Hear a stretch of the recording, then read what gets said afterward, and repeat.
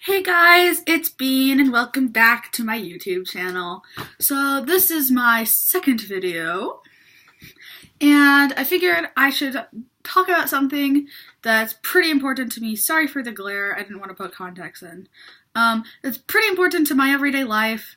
It's not going to be a serious video by any means. As you can tell by the title, this is going to be some of the perks and the disadvantages to being a K-pop fan in American life. And just life in general. So, one of the things I've learned from being a K-pop fan is that people are very defensive. Like, if you are in America and you just go, oh, like, I hate Kanye West, a Kanye West fan might go, oh, F you, but they're generally gonna be, like, okay about it. But you go into, like, a K-pop community, and let's say, like, God, what's a song that I kind of didn't like? Let's say Power Up by Red Velvet. A really good song. Lots of people like it. I personally am not a big fan of Power Up. But if I go onto their YouTube video and I go, ugh, I hate Power Up, all of a sudden I'm going to have hundreds of their fans telling me to die, to shut up. Why are you even here? To go kill myself. I am a fan of them too. Just because I'm a fan doesn't mean I have to like their song. Like, there's just some things I don't understand. Like, who gives you the right to tell me to die if I don't like a song of a band that I like? Like, there's plenty of bands that I like that I don't like their songs. I, for one, didn't like Death of a Bachelor from Panic at the Disco, and Brandon Urie is one of my favorite people in the world. Like, I understand that you are highly protective of your idols. I am as well. But I'm not going to attack somebody, whether they're a K-pop fan or not, just because they don't like the song. And I've had an argument with... I can't say I had an argument. I was a part of an argument on a YouTube comment section a couple months ago. It was when Idol from BTS came out. First of all, I got up at 4 a.m. my time to watch that. I was in the first 1,000 views on that YouTube video. Anyways, so I went on to check it later on at school to see how their views were doing, and that was when the whole freezing thing was happening with YouTube. We don't want to get back into that. Anyways, there was somebody who had commented, oh, I hate K-pop. And at first I was confused. I was like, this is a K-pop video.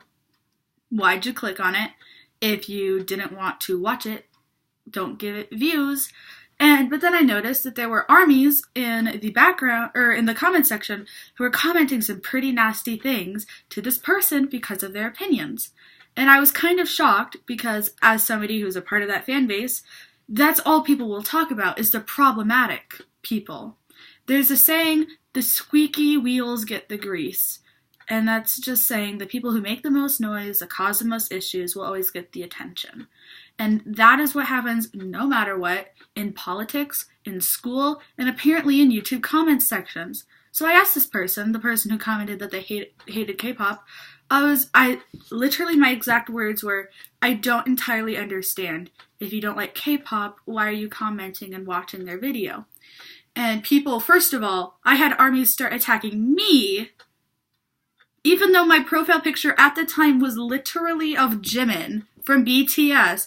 They were coming at me for being respectful. But this person, they pretty much said they didn't know what it was. They clicked on it because they were intrigued, and there had been a lot of hype about it, and then it didn't live up to their expectations. And that, one, I kind of understood, and two, I was also kind of pissed off. I was like, one song and you hate K-pop? Okay. Another thing that I have learned that's very different from American music is when Americans musicians say that they're having a comeback, it means that they've been gone for more than 2 years without making music. And I was very confused when I was a part of the Idol comeback because everybody was like, come back, come back, come back. And I was like, they just made an album like 3 months ago. It's not a comeback. And that's when I realized that a comeback for K-pop fans is just whenever a new album is released, which doesn't really make that much sense. But I guess it works. If they want to call it a comeback, I can't really say anything against them. But another downfall to being a K-pop fan is when you have one, the annoying 12-year-olds. Any K-pop fan will know what I'm talking about. The 12-year-olds that are way too sexual and horny to be 12. It's like you have the people who are older than 12 who are like, oh my god, like she's so pretty.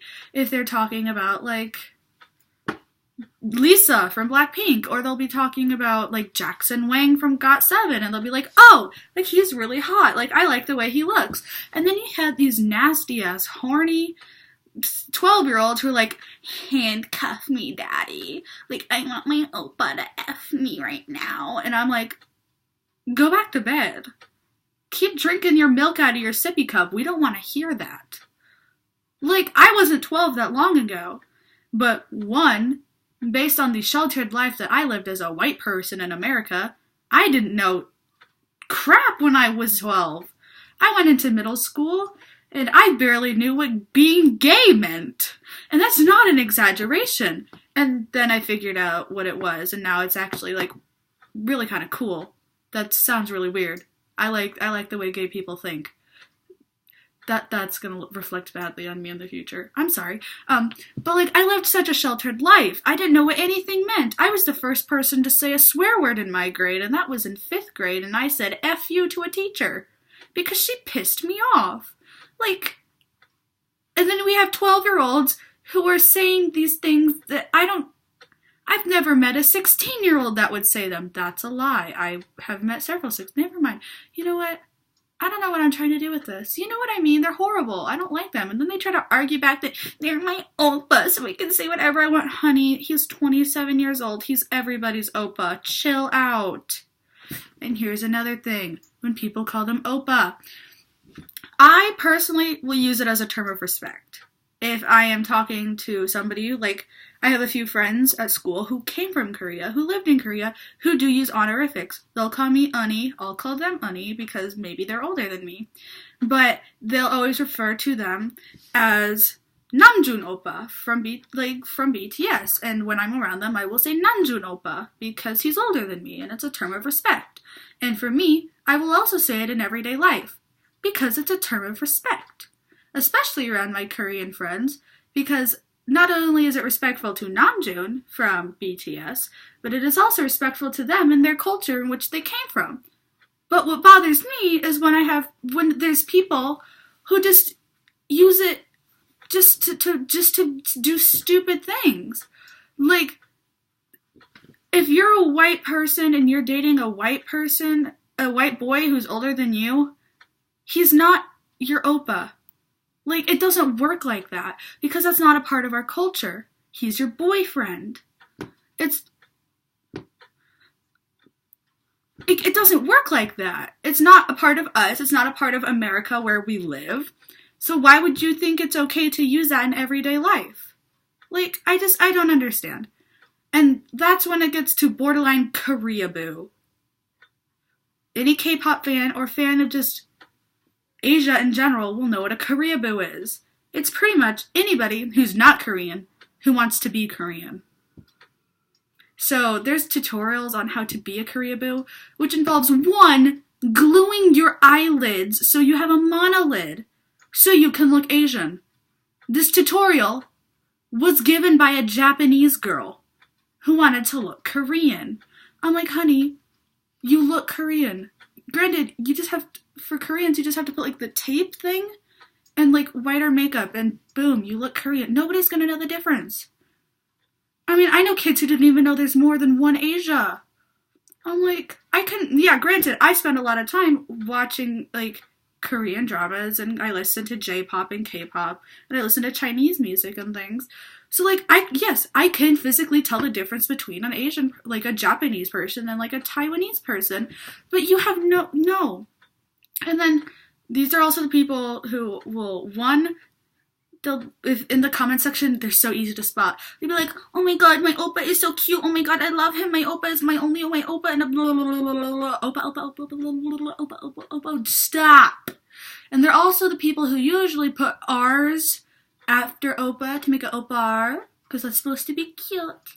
Oh, my oppa. No. It might be cute in Korea.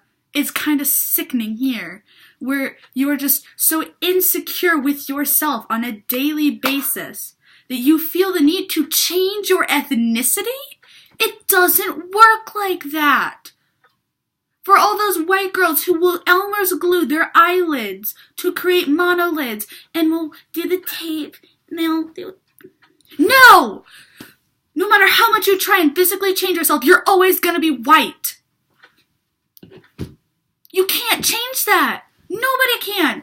Even if you get plastic surgery and you know what, and you look Korean and you get married or whatever and have kids with the white guy, it's gonna come out as a white child. Just because you physically want to change yourself does not mean you can change your ethnicity. It doesn't work like that. There's not even a legal thing to do that. Nowhere in the world can you legally change your ethnicity. Because no matter what, you're always born that way. Anyways, that was a lot of bad parts about being a K-pop fan. Here's some really fast good ones. One, everybody looks good, so you never have to, like, I don't know, I can't really say you have to worry about anything. They're okay. Two, because they live in such, like, the society that they live in, where being anything but perfect is so frowned upon. One, that's really bad for them. But two, that means that you really have to, like, be a fan of somebody who messes up in the public eye a lot. Like, in America, you can get scrutinized because you're a fan of somebody who, I don't know, gets drunk all the time. That doesn't happen in, like, K-pop fans, because they might do that, but we never hear about it because it's so frowned upon to do it in public. Three, very rarely is anybody dating because they just don't have time. Oop, that's bothering me, sorry. Because they don't have time to date. So we never have to worry about dating rumors very often. I mean, they're always there, but they're not ever serious. Because half the time they're either from different companies, or they pop up when they're, like, 5 feet away from each other. Like, or when they make a song, like when Suga from BTS made his August D soundtrack, he did a song with Seulgi, and all of a sudden, oh my god, Suga and Seulgi are dating. No, they're not. No, they're not. I think the only, like, big dating thing we've had lately in the past couple years has been E'Dawn and Hyuna, and that was a mess.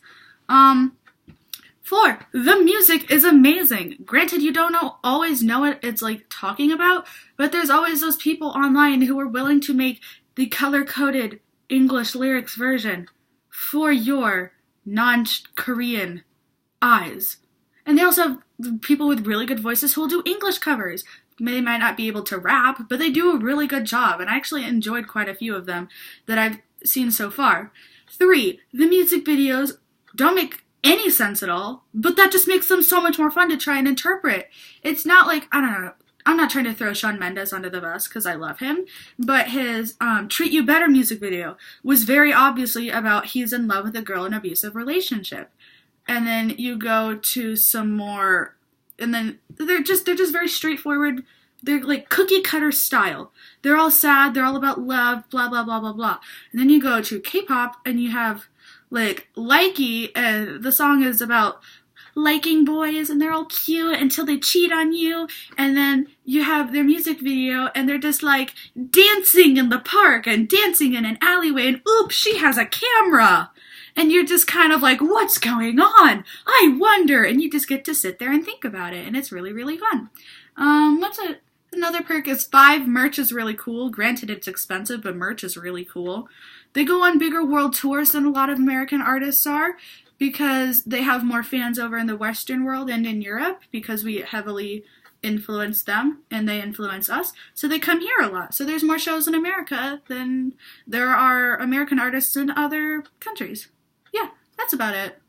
I mean, there's more things, there's more good things about being a K-pop artist, but I'm running out of time and I have to go. So yeah, that's about it for this week's video. I will again, as always, try and figure something out and hopefully do another video next week. But until then, I'm Bean, and I will see you all next time. Bye, guys!